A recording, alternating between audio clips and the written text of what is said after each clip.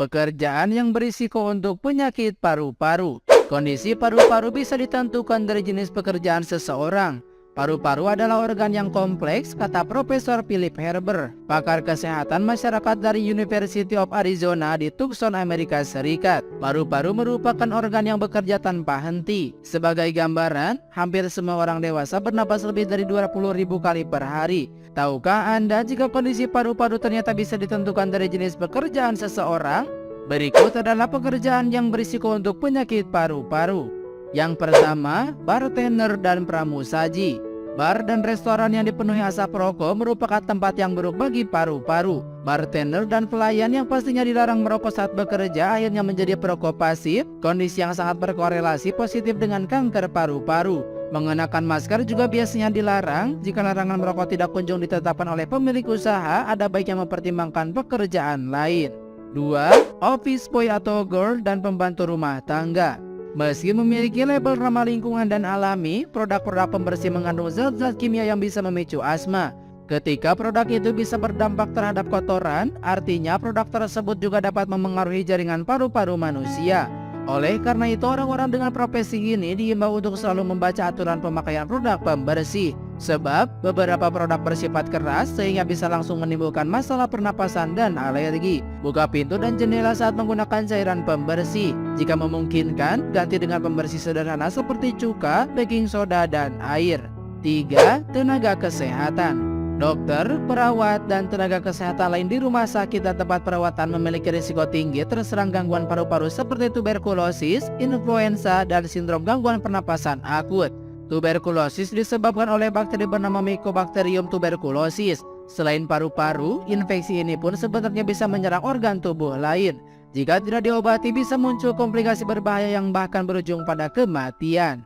4. Penata rambut. Berbagai produk di salon mengandung bahan yang berbahaya bagi paru-paru. Misalnya, sebagian pewarna rambut mengandung bahan-bahan yang memicu asma. Obat pelurus rambut memiliki bahan formaldehid atau pengering yang merupakan karsinogen penyebab kanker. Bahan-bahan itu juga kerap membuat mata, hidung, dan tenggorokan terasa perih. Sebaiknya pemilik tempat usaha memperbanyak ventilasi dan tidak mengandalkan sirkulasi udara dari AC. Selain itu, ada baiknya para pemilik usaha kecantikan memilih produk yang tidak mengandung karsinogen dan bahan berbahaya lain. 5. Buruh pabrik. Pekerja pabrik memiliki risiko tinggi terserang asma atau paling tidak memperparah asma yang sudah ada sebelumnya. Para buruh berpotensi terpapar berbagai bahan yang berbahaya bagi paru-paru seperti besi, silika, dan pasir. 6. Pekerja konstruksi. Paru-paru para pekerja konstruksi dan tukang bangunan bisa terpapar asbestos yang biasa terdapat di asbes, pipa, dan lantai. Menurut Pon Esin, sekecil apapun paparan serat mikrofiber tetap berbahaya. Jadi para pekerja konstruksi harus mengenali bahan-bahan yang mengandung asbestos dan menghindarinya. 7. Petani dan peternak. Menangani tanaman dan hewan bisa menyebabkan gangguan pernapasan. Penyebabnya adalah hasil pertanian yang terkontaminasi mold atau jamur yang menyebabkan spora di udara dan menyebabkan alergi. Peternak berisiko terpapar debu dan amonia yang bisa menyebabkan sindrom serupa asma. Sebagai pencegahan, hindari terjadinya kelembapan tinggi pada hasil pertanian, perbanyak ventilasi, dan gunakan masker selama bekerja. 8. Tukang cat mobil. Pekerja bengkel cat mobil kerap terpapar isosianat, zat kimia yang diproduksi bersama polimer. Zat tersebut dapat memicu asma. Penyakit ini kerap mengakhiri karir pekerja tersebut, kata Herber. Sebaiknya para tukang cat mengenakan masker khusus, bekerja di ruang terisolasi, dan disediakan pembuangan udara terpisah.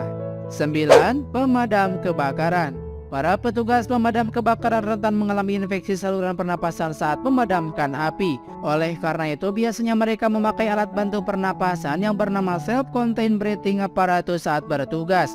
Meski demikian, para petugas pemadam kebakaran tetap berisiko mengalami gangguan paru-paru akibat bahan kimia seperti plastik setelah api berhasil dipadamkan. Zat-zat kimia masih bertebaran di udara, ujar Herber. Untuk itu, petugas disarankan tetap mengenakan SCBA saat pendinginan lokasi kebakaran. 10. Pekerja tambang batu bara.